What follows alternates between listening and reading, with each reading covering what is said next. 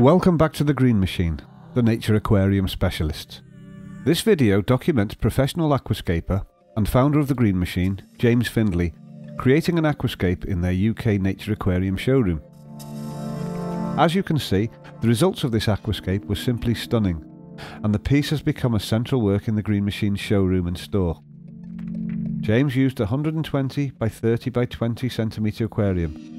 Because the shallow dimensions of the aquarium lend themselves so well to experimenting with immersed plant growth and rockwork that extends above the water's level, adding a whole new dimension to aquascaping.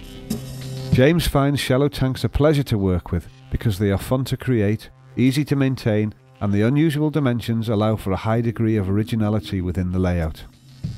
When planting a tank, preparation is key. Ensure that all your plants are well prepared, your tools are laid out and easily accessible.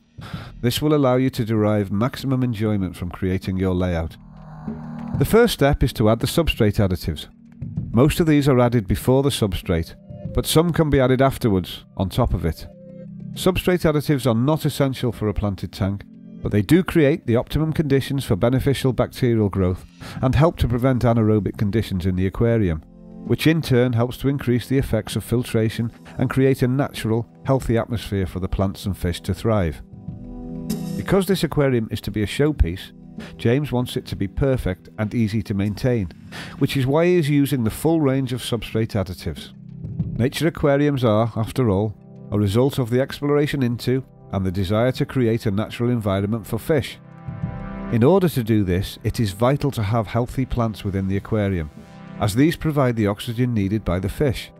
Therefore, the more natural your aquarium environment, the healthier your plants and fish will be. For this reason, nature aquarium fish rarely, if ever, need medicating. James now adds the power sand and spreads it over the aquarium base, making it deeper at the back of the tank, thus helping to raise the substrate at the rear, or if it is viewable from 360 degrees, to allow for the effect of refraction, which makes the substrate level appear lower at the back than it really is. In this layout, James wants to create height at the back, so the substrate is banked up quite highly.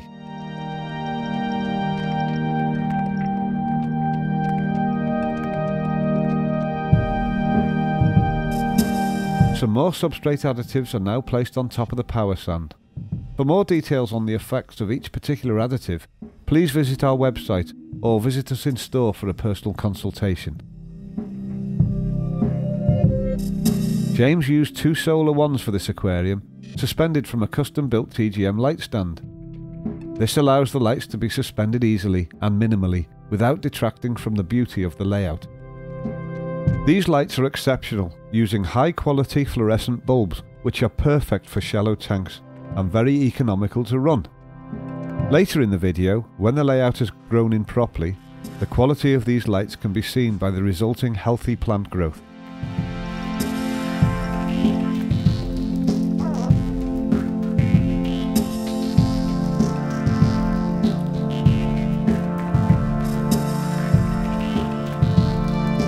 The substrate is now added. James used the powder type because the smaller granules were ideal for this layout, which aim to achieve a great sense of scale in a relatively small aquarium. It also has the added benefit of allowing the plant roots to take hold of the substrate and grow more quickly and easily, and is particularly ideal for small plants like cuba and hairgrass. Later you may notice how the smaller granule size of the powder helps to create a sense of scale and looks more pleasing, since it is less distracting than the larger granules, particularly when admiring the layout from close up. Now that the substrate layer is complete, the hardscape can be added. This is one of the most exciting and creative stages of a layout because it provides the framework, the bones of the work. Whilst this is strictly speaking an iwagumi layout, meaning a layout in which the sole or dominant hardscape is stone, James has approached this iwagumi layout in a very modern, innovative way. Usually in an iwagumi, the main or father stone is added first and is positioned fairly centrally. But in this layout, James inverted the usual rules and started with a much smaller and less dominant stone. This was because he wanted to create a very graphic flowing impression. So he started at one end of the aquarium and worked along it to ensure that the linear graphic effect was optimized. This is another example from James of how experimenting with breaking the traditionally accepted rules of aquascaping can achieve breathtaking results. James believes that rules are boundaries, and when sticking to boundaries, we are effectively stuck in a box, which means that we have severely limited creativity. He adds that only by breaking the rules can we break free of the boundaries and get out of the box, which is when he feels the best results can be achieved. Whilst the rules are an excellent place to start learning and experimenting, they are too easy to get caught up in. So remember to believe in the courage of your convictions, follow your artistic instincts and experiment freely with your layouts.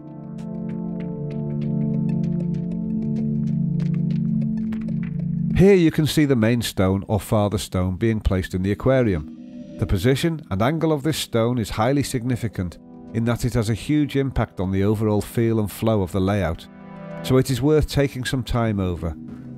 Due to the weight of these stones, James positions them very carefully and pushes the substrate in and around them.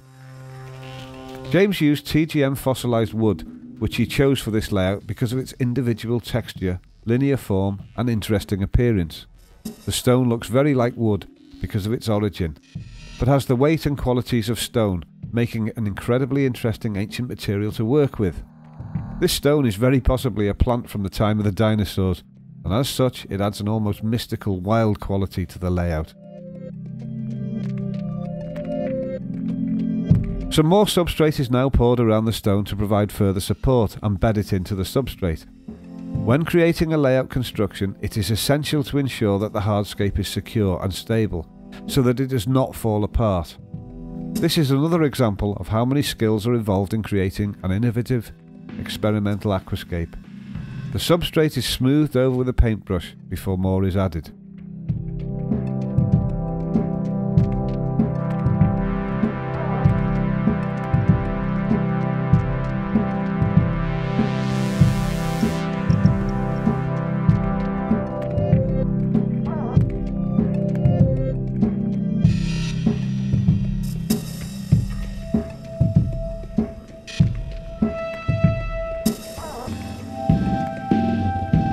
Some more stones have now been added to the layout, and you can begin to see the overall impact of the composition coming together.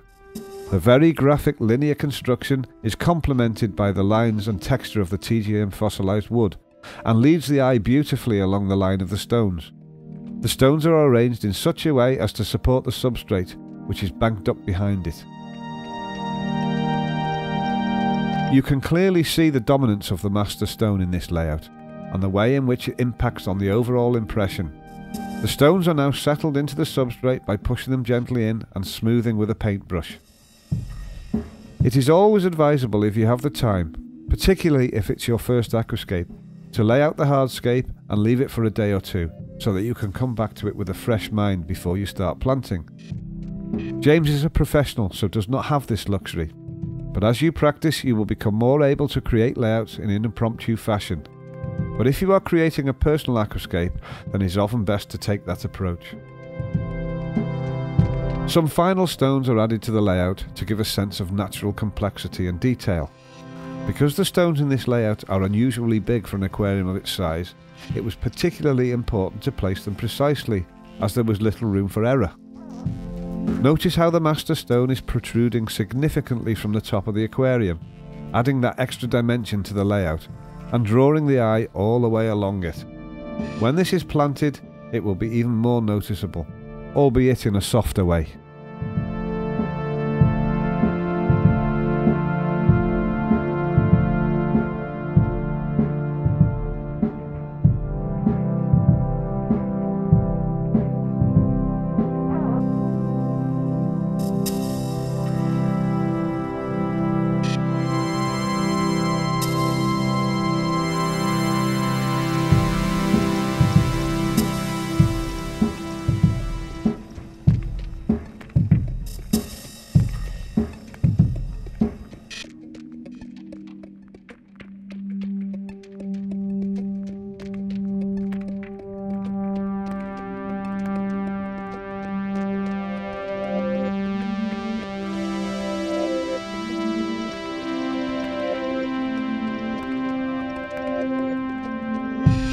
James now adds some TGM substrate supports to the layout, which he developed when working on an earlier aquascape. The substrate supports allow it to be banked up much higher, so their development opened the world of aquascaping to a new and original layout styles, as seen in tributary and altitude.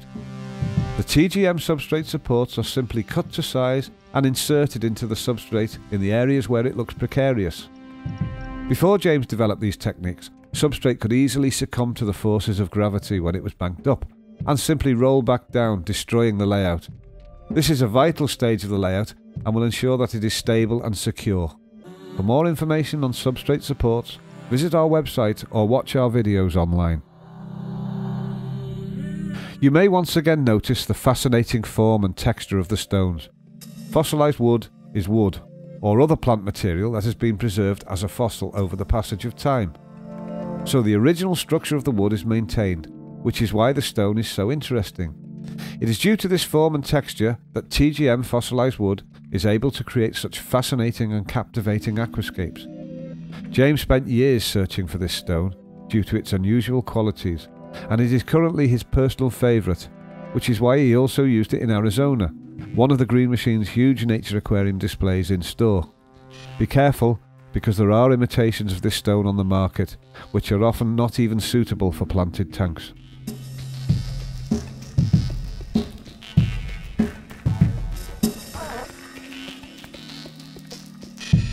More substrate is now poured in to cover any visible parts of the supports, and raise the height a little more.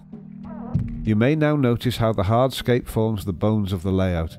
It determines the overall shape, direction and qualities that this layout will possess. Remember, when plants are added, they soften the impact of the hardscape, so if you want a very dramatic layout, bear this in mind and allow for it.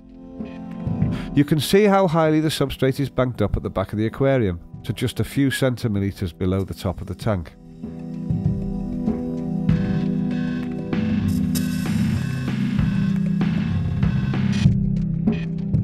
The substrate is then smoothed over with a paintbrush and brushed off the stones.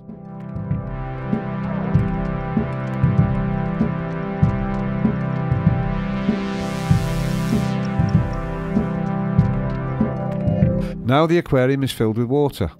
James clamps the hose onto the side of the tank and places a bowl underneath it to prevent the water from disturbing the layout. This ensures that it can be filled without any risk. Once the plants are grown in, layouts are far less delicate, but at this stage they can be a little precarious, so proceed with caution. The planting can now begin. The first plant is the Altithaneria reinecke, which has deep roots. James has discovered that it carpets easily, although it was not traditionally thought of as a carpeting plant. But in this aquascape, he wanted to create a very new and original work, with a carpet of red plants forming a band along the back of the layout, like the rising or setting sun, which is why the work is entitled Crimson Sky. This was another pioneering technique from James, which was a little controversial with the TGM team when he first suggested it, but which has undoubtedly created a stunning aquascape, quite easily one of his best yet. Eleocharis SP Mini is now added to create the front layer or band of this graphic inspired layout. This is dwarf hairgrass, and the bright green colour was chosen to contrast with the innovative red band at the rear of the layout and the red hues of the TGM fossilised wood. The plants are placed into the substrate in the rough shape of the number 5 on a dice. For more information on working with carpeting plants and grasses, read the article in the free Aquascaping library on the TGM website. The powder type substrate is very helpful when planting small plants like this. The third and final aquatic plant to be added to this layout is the Amania SP Bonsai. This is placed between the stones to complement and reinforce their lines. It is a small green plant that grows vertically. Notice that only 3 species of aquatic plant were used in this, helping to create the very graphic, linear, dramatic effect that James set out to achieve. A good quality pair of aquascaping pinch sets is essential for precision planting. A further technique James invented for this layout was the use of terrestrial moss on the protruding rockwork. James was aware that the current aquatic mosses available were not suitable to achieve the effect he wanted, because they would dry out and die. So he began experimenting with mosses and developed TGM terrestrial moss, which he used in this layout to great effect. The moss contains a mixture of several plants, which adds intricacy and detail to the layout, and since it occurs naturally in environments like this, it is perfectly suited for this use and will not dry out. The moss is simply laid on the stones in the desired position and moistened to cement it in place. As you will see later, this moss worked exceptionally well, and since it has never been done before, it not only added a sense of age to the layout, but also gave it an incredibly individual, innovative and creative appearance. James is well known for experimenting, innovating and pushing the traditional boundaries by developing new techniques, and this layout clearly continues that trend. The aquarium is then filled with water. When working on a layout, it is always advisable not to completely fill the tank, since disturbances will easily lead to spillages, so this is left until the end. 10 weeks later, the plants have grown in and are thriving. This is a testament to the quality of the products and plants used, and to the skills of James and the TGM maintenance team. Rasbora and Cardinal Tetra have been added to bring the layout alive. Small fish were chosen to maintain and emphasise the sense of scale. The red stripe in the Cardinal Tetra complements the unusual and pioneering use of red plants in this layout. As we move out from the aquarium, we begin to see the graphic linear layout becoming apparent, and notice how the contrast of the greens and reds emphasise that, effectively highlighting each band or level within the layout. Red and green are directly opposite each other on the colour wheel, so they are perfectly contrasting colours. You may notice how well the TGM terrestrial moss has grown in, and in the way in which the natural sense of age it commands complements the ancient fossilised wood. Now we can see how the unusual dimensions of this aquarium lend themselves to innovative aquascaping. The immersed stonework commands attention and adds a whole new element to the aquarium. We can also see how breaking the traditional rules of an Iwagumi layout has led to a simply stunning result, highly individual, unusual and original. The vertical lines of the Armenia bonsai draw the eye upwards, complementing the horizontal lines of the layout and texture of the stonework, but in a delicate and subtle way. Notice how the fish behave entirely naturally, because they are in an environment that has been created to provide them with their natural habitat.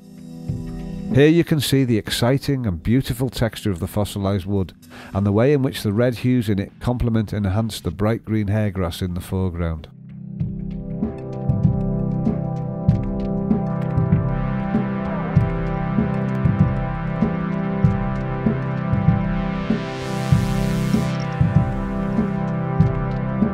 Now the layout is complete, its true impact can be experienced. The layout draws the eye right across the aquarium in a horizontal line, and the bands of red and green plants enhance this effect. But the linear angle of the main stone then takes the eye neatly upwards to appreciate the terrestrial moss. The contrast of this angle with the horizontal line creates a dramatic and stunning effect, with the bright peak of the main stone dominating the layout and complementing its strong colours. When James set out to create this aquascape, he envisaged a graphic linear layout that experimented with immersed elements and made exciting use of red plants to enhance its effects. In reality, this is one of the most stunning aquascapes ever exhibited in the Green Machine, and is quite literally breathtaking when seen in the flesh. The glassware has now been added to this layout, so you can see exactly what it would look like in your home and office.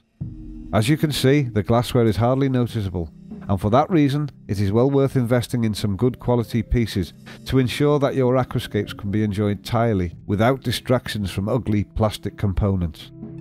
The flow of the water adds an extra element of natural movement to the layout and creates a perfect environment for the fish to enjoy.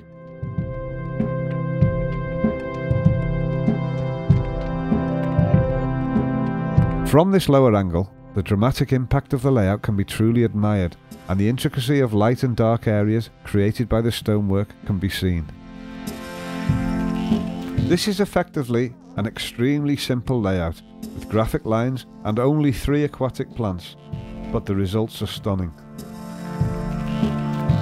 Interestingly, this layout does not fit into any traditional layout types, these being the island layout, the triangular layout and the U-shape layout. In this aquascape, James has created a new layout style, the linear layout. James believes that the true fun and excitement of aquascaping are in innovation, breaking the traditional rules and pushing boundaries. And in this scape, he has yet again shown that sometimes the most breathtaking results can be achieved by breaking the rules.